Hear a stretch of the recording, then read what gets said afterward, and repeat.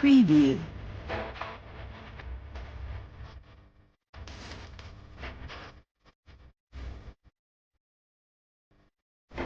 Preview. राज्य भर में पत्रकारों पर हो रहे लगातार हमले और उनकी हत्या के मामले को लेकर गुजरात के अहमदाबाद में आज एक पत्रकारों की मीटिंग वस्त्रापुर गार्डन में आयोजन की गई। इस मीटिंग को सर्वानुमत से ये तय हुआ कि 15 मेंबरान की एक संकलन समिति का निर्माण किया जाए और मुख्यमंत्री जी की मुलाकात करने के बाद उन्हें पत्रकारों पर हो रहे हमलों से अवगत कराया जाए और पुलिस द्वारा पत्रकारों के सामने जो गलत कलम लगाकर पत्रकारों को गलत केसों में फंसाया जाता है उसके बारे में गृह विभाग पुलिस को मार्गदर्शन देने के लिए परिपत्र बाहर निकाले और फील्ड में रहे पत्रकारों का सरकार द्वारा सुरक्षा मुहैया कराई जाए। इस मीटिंग में धीमंत भाई पुरोहित, डॉक्टर हरिभाई देसाई, दिलीप भाई पटेल, पद्मकांत त्रिवेदी, टिकेंद्र रावल, यूनुस गाजी, नरेंद्र जादव, गौरांग पंड्या जैसे वरिष्ठ पत्रकार मौजूद रहे थे। Saban Ali R Hadkiya, SR news Gujarat. આપણે કઈ રીતે સંગઠિત થઈ શકીએ એ ભૂમિકાનો વિચાર કરવા માટે અથવા તો એના વિશે એક્શન લેવાની બાબતમાં આપણે શું કરી શકીએ એ દરેકને પોતપોતાની રીતે એવા અનુભવો થયા હશે કામ કરતી વખતે એક યા બીજી રીતે, એટલે બધાને આમ તો એની જાણ છે।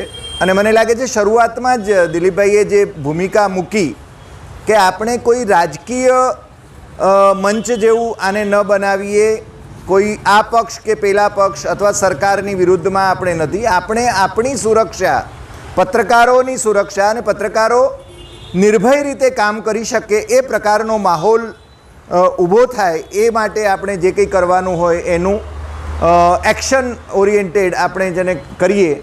મને લાગે છે હું કંઈ આમાં ઝાઝું માર્ગદર્શન તો ન આપી શકું, પણ હું તમારી સાથે છું અને તમે જે સૂચન કર્યું એ મને તો ગમ્યું કે આપણે રાજ્ય સ્તરનું એક આખું બોડી થાય, તમે એને ફોર્મલ બોડી બનાવો કે ઇન્ફોર્મલ બોડી બનાવો જે કંઈ, એટલે હું તો એ રીતે જોઉં છું, પણ એ સક્રિય રહે અને બીજા રાજ્યોની અંદર પણ જે પત્રકારોના સંગઠનો આ રીતે કામ કરે છે એ એમની સાથે સંકલન રહે। સુરક્ષાની વાતને આપણે કેન્દ્રમાં રાખીને કરીએ, પણ સાથે સાથે પત્રકારોના હિતની જ્યાં જ્યાં વાત આવે ત્યાં આપણે બધા સક્રિય રહીએ એ રીતનું। એટલે આમાં મને લાગે છે ઇન્ફોર્મલ બોડી હોય તો મને લાગે છે ત્યાં સુધી કોઈ બીજા વિતંડરા વાત નહીં એમાં ઊભા થાય। એટલે આપણે બધા ઘણી મોટી સંખ્યામાં અહીંયા ઉપસ્થિત છીએ, ઘણા વ્યાપક ફલક ઉપરથી આપણે ઉપસ્થિત છીએ અને આપણે બધા સાથે છીએ એ ભાવનો મેસેજ મને લાગે છે આ બેઠકને કારણે જશે।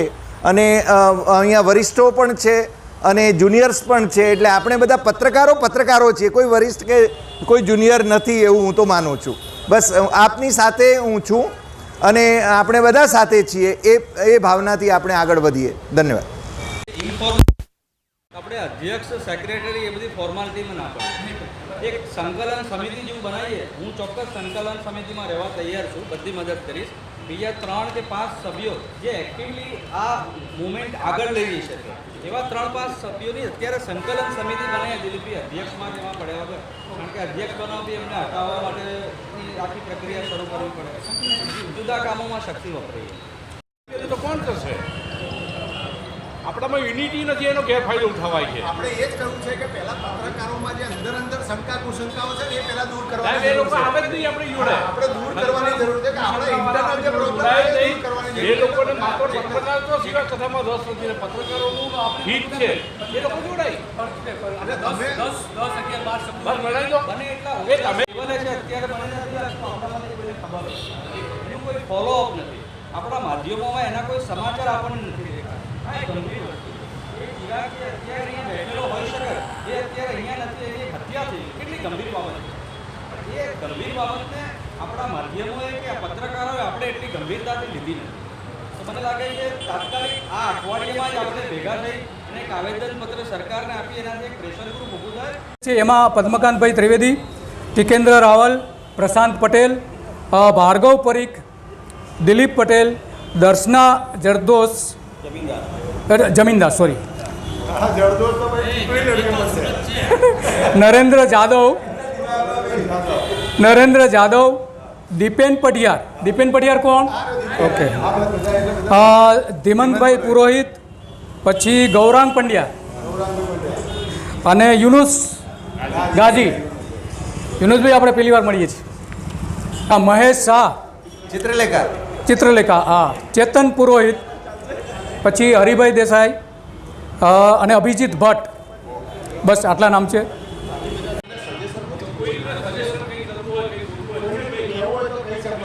હુમલાની જ્યારે વાત હોય અથવા તો કોઈ ધમકી આવે સૌથી પહેલાં તો સંકલન સમિતિનો સંપર્ક કરવામાં આવે કે એને આગળ લીગલાઇઝ કઈ રીતે જવું, પોતાની રીતે ફરિયાદ નોંધાવી અથવા તો પોતાની રીતે સ્ટેટમેન્ટ આપી દે.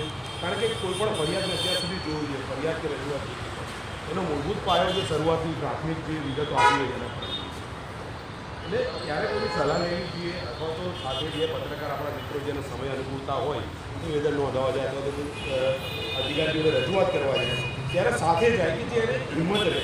ઘણી વાર એવું છે કે પોલીસ અધિકારીઓ માનસિક રીતે તોડી નાખે છે, ઘણી વાર કોર્ટના ધક્કા ખાવા પડશે, ડરાવે, કોઈને કોઈ કારણોસર ડરાવે છે, ફરિયાદીને જ ડરાવે છે. કારણ કે એમને પોતાના કામમાંથી બહાર નીકળવા માટેનો રસ્તો જોઈતો અને ખ્યાલ હોય તો પત્રકારની વાત આવે છે ત્યારે કે સરકાર પણ પૂછશે, પત્રકારો પૂછશે, લોકો પણ પૂછશે.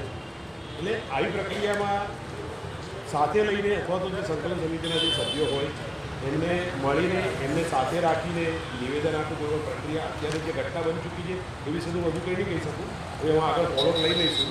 હવે નરેન્દ્ર જોડે વાત થઈ આગળ શું જોઈએ પણ એ નરેન્દ્ર જાદવ જોડે છે એટલે જે ચિરાગ પટેલવાળી જે બાબત છે અત્યારે છે કે અત્યારે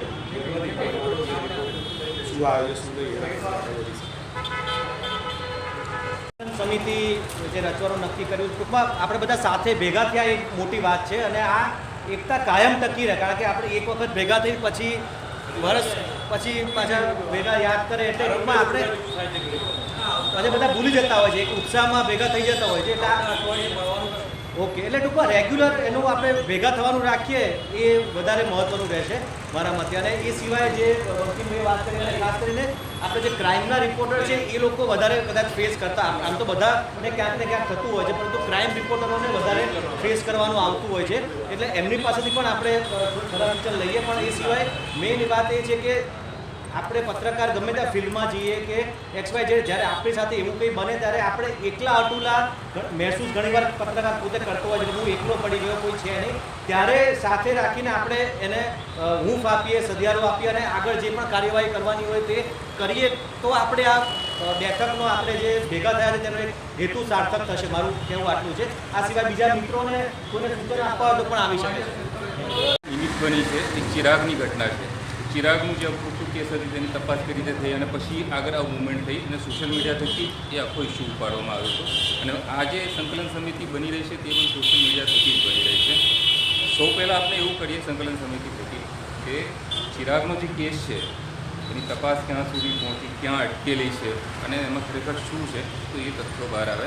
અને ભવિષ્યમાં આ પ્રકારની ઘટનાઓ ન બને અને જ્યારે પણ આ પ્રકારની ઘટનાઓ બને તો તાત્કાલિક તપાસ થાય કે જેથી જો કદાચ આમાં શંકાસ્પદ કોઈ એવું ઘટના બનેલી હોય, સંકળાયેલી હોય તો આ પ્રકારનો કોઈ કૃત્યો કરતાં પહેલાં વિચારે કે જો પત્રકાર ઉપર હાથ ઉપાડીશું અથવા એની સાથે કંઈક કરીશું તો તેનું પરિણામ શું આવી શકે છે. એટલે એક શક્તિ બતાવવાનો સમય છે એટલે આપણે કંઈક કરવું જોઈએ. એની સાથે સૌપ્રથમ આ સંકલન સમિતિ પોલીસ છે કે અન્ય એજન્સીઓ છે તેને પણ રૂબરૂ મળે કે આ કેસની અંદર શું થયું અને આ પ્રકારની જે ઘટનાઓ પહેલાં પણ બનેલી છે તેની અંદર શું થયું તો એ આપણે કંઈક જાણવાની કોશિશ કરી પ્રયત્નો કરીશું તો ભવિષ્યમાં આવી ઘટનાઓ નિવારી શકાય. તમારા સૂચન શું છે? અમારા સૂચન એક જ છે કે આપણે શું કરવું છે તમારે નક્કી કરો. આમાં થોડુંક સાપ્તાહિક પણ એક્ટિવ જે સાપ્તાહિકો છે એને પણ તમારી સાથે રાખો. એ સાપ્તાહિક અખબાર ટીવી એ બધું છોડી દો. આપણે પત્રકારોની સુરક્ષા માટે શું કરવું જોઈએ? આપણે બધા સાથે જ છીએ. પત્રકાર સુરક્ષા માટે બહુ શોર્ટમાં કરી શકાય. બહુ શોર્ટમાં કે 22 સાંસદો પાસે અત્યારથી રજૂઆત કરો કે ભાઈ તમે છે ને કે લોકસભામાં સાંસદો અત્યારે નક્કી કરીશું આપણે. અરે પણ માંગણી તો કરી શકાય ને દાદા. એક મિનિટ તમે રાજ્ય સરકારના ભૂલી જાઓ. રિયલમાં પત્રકાર સુરક્ષા માટેની ચિંતા કરવા બેઠા છીએ તો આવનાર ભવિષ્યમાં પત્રકાર સુરક્ષા કાનૂન લોકસભામાં અને રાજ્યસભામાં પારિત થાય, ખરડો બનીને કાનૂન પાસ થાય એના માટેના પ્રયત્નો કરવા જોઈશે. એના માટેના પ્રયત્નો કરવા જોઈશે. જય હિન્દ, જય ભારત. મારે આજ સુધી કોઈ દિવસ પોલીસનો અનુભવ થયો નહોતો ને આજે પહેલો એક બહુ ખતરનાક અનુભવ થયો મારે. દિવાળીએ જેમ દિવાળીએ જાહેરાતો ભેગા કરતા હોઈએ છીએ દરેક જગ્યાએની બધાની જેટલી એડિશનવાળા દિવાળી જાહેરાત. મારું નામ અક્ષય સાવલિયા છે અને સંતવીલા સમાચાર દૈનિક ન્યૂઝપેપર રિપોર્ટ પબ્લિશ કરું છું. દર દિવાળી આપણે જાહેરાત ભેગી કરતા હોય એટલે ઘણી બધી જાહેરાતો મીન્સ 20 પેજ કરીને જાહેરાતો ભેગી કરી છે. પછી આપણે એનું કલેક્શન 2-3 મહિના સુધી ચાલતું હોય છે. એવું જ એક ગેસ્ટ હાઉસનું પેમેન્ટ મારે ખાલી 1000 રૂપિયા લેવાનું બાકી હતું. જે આપણે એટલી નાની એવી જાહેરાત લીધેલી હોય છે વિઝિટિંગ કાર્ડથી છે મોટી એના 1000 રૂપિયા લેવાના બાકી હતા. એટલે 14મી ફેબ્રુઆરીના દિવસે હું એ ગેસ્ટ હાઉસ અંબિકા ગેસ્ટ હાઉસની અંદર હું ખાલી ત્યાં જઈને કીધું કે આપણે દિવાળી જાહેરાત લીધેલી હતી આ એની કોપી છે અને આપણે 1000 રૂપિયા લેવાના બાકી છે. તો ત્યાં બીજા 4-5 આવી ગયા કે પત્રકાર આવ્યો છે. હવે જે પત્રકાર આવ્યો છે એટલે મીન્સ મેં કાંઈ વસ્તુ તમારે પત્રકાર આવ્યો છે મિનિંગ એ લોકો બહુ અલગ જ કરતા હતા, ખબર નહીં. એટલે 4-5 એમ આવ્યા કે અમે લોકોએ મર્ડર કરેલા છે આમ છે તેમ છે આને પકડીને ચાલીમાં લઈ જઈએ અને આનું મર્ડર કરી નાખીએ, બરાબર. એટલે મેં કીધું કે ભાઈ મર્ડર કરવાની વાત ના કરો, પોલીસને બોલાવી લો. તમને એવું લાગતું ને કે હું પત્રકાર છું ને હું અહીંયા આવ્યો છું તો પોલીસને બોલાવી લો. તો એ લોકોએ મારો ફોન કરું તો એને મારો ફોન આપી લીધો અને તરત જ એણે એ લોકોએ ફોન કરી દીધું કે એક પત્રકાર અહીંયા આવ્યો છે, નકલી પત્રકાર બનીને આવ્યો છે. નકલી પત્રકાર પોલીસ તરત આવી. પોલીસ આવીને મેં કીધું સાહેબ પોલીસ સ્ટેશન મને લઈ ગઈ. એ લોકો જોડે આવ્યા. ત્યાં AK પટેલ કરીને પીઆઈ હતા. મેં કીધું કે સાહેબ આખી ઘટના મેં વાત કરી. મેં તો એના CCTVમાં રેકોર્ડ છે આ વસ્તુ જે બની છે એ વસ્તુ. એટલે પીઆઈ કે તમે પત્રકારો મારી પથ્થારી ફેરવી નાખી છે અને એને નકલી પોલીસનો કેસ લગાવવાની પર, બરાબર. આની ઉપર કોઈ વસ્તુ આની સાંભળવાની નથી. આની ઉપર કેસ લગાવો નકલી પોલીસ 171 નકલી પોલીસનો કેસ લગાવી મને આ લોકોમાં પૂરી દીધો. મેં કીધું સાહેબ ઓલો વ્યક્તિ જો કેસ જો જાહેરાત જો કશું જ નહીં સાંભળવાનું. ફક્ત ને ફક્ત તું પત્રકાર છે ને અમે પત્રકારોએ અમારી બહુ મહેનત મારી છે પોલીસવાળાની. એટલે AK પટેલ કરીને જે પીઆઈ છે એને પત્રકાર શબ્દ જ નફરત છે. એની હિસાબે તરત જ મારી ઉપર 171 ની નકલી પોલીસની કલમ લગાડી લોકઅપમાં પીરો પછી વાયા થઈને મેસેજ મળ્યો એના વહીવટદાર 1 લાખ રૂપિયા આપી દો ત્યારે તો તમને જામીન આપીએ. એટલે તમારી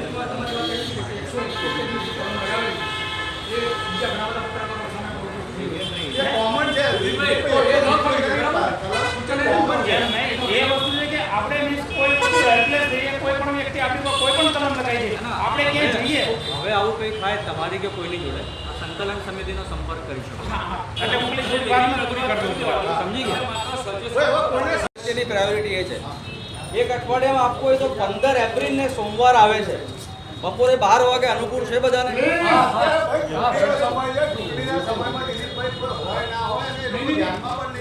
ભાઈ પણ 23મી એપ્રિલ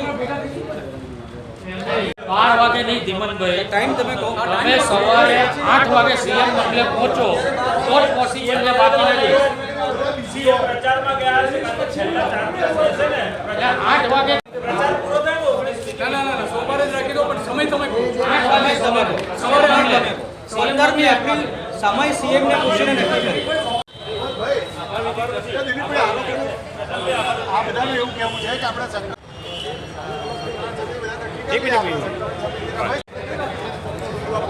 આપણે સરસ ઉભા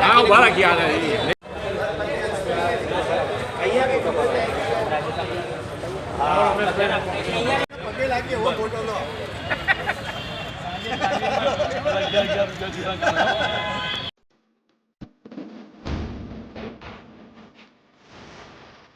Preview.